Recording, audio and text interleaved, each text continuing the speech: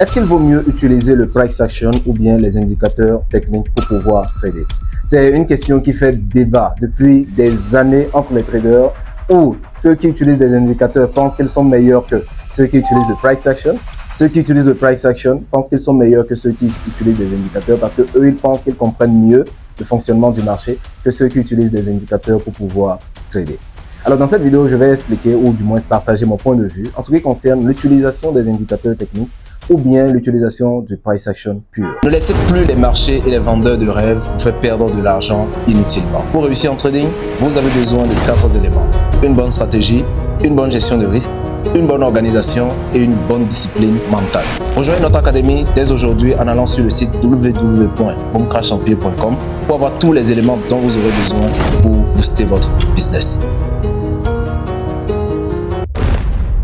Si c'est la première fois que vous tombez sur nos vidéos, n'hésitez pas à vous abonner parce que sur cette page, nous parlons de tout ce qui va vous permettre de pouvoir réussir, tout ce qui concerne le business, tout ce qui concerne l'entrepreneuriat, tout ce qui concerne la santé, tout ce qui concerne la réussite sur les marchés financiers spécifiquement. Et dans notre académie, nous avons comme ambition d'accompagner 1000 personnes à devenir millionnaires, c'est-à-dire gagner leur premier million dans le trading, c'est-à-dire sur les marchés financiers. Si vous souhaitez en faire partie, nous en avons déjà créé 2 personnes. Ok, mais si vous souhaitez en faire partie de la liste, parce que nous avons encore du chemin à faire, descendez dans la description de la vidéo pour retrouver tous les liens qui vous permettront de nous rejoindre de l'autre côté et travailler avec nous pour faire passer votre activité à un niveau supérieur. Alors, est-ce qu'il vaut mieux se concentrer sur le price action ou bien les indicateurs techniques?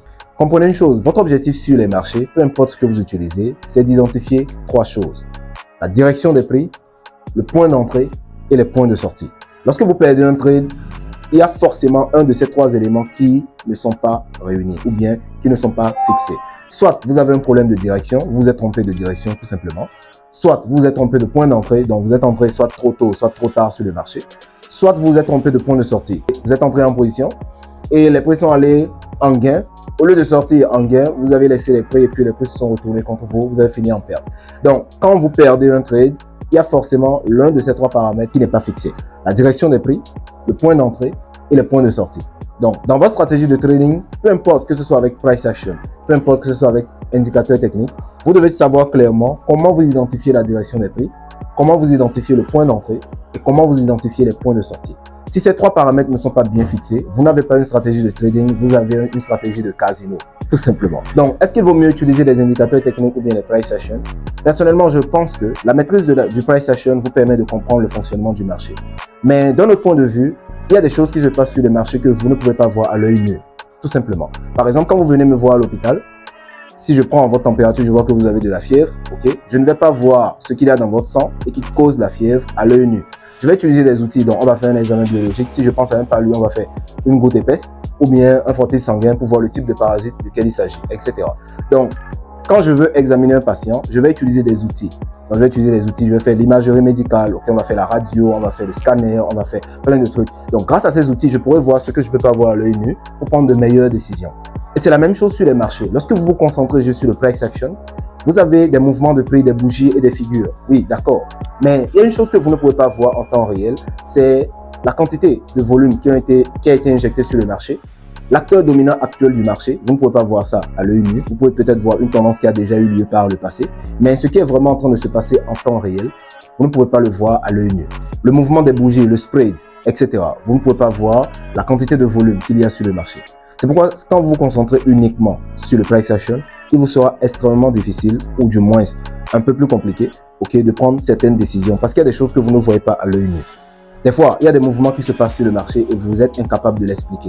Vous dites, ah mais qu'est-ce qui s'est passé? Je n'arrive pas à comprendre, il n'y a pas de point de retournement. Pourtant, ça s'est retourné. Il n'y a pas de point de départ, mais pourtant, le mouvement a démarré, etc.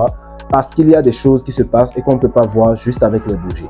C'est la raison pour laquelle, personnellement, j'utilise ma connaissance en price action combinée avec certains indicateurs spéciaux qui me donnent certaines informations que je ne peux pas voir à l'œil nu sur le marché.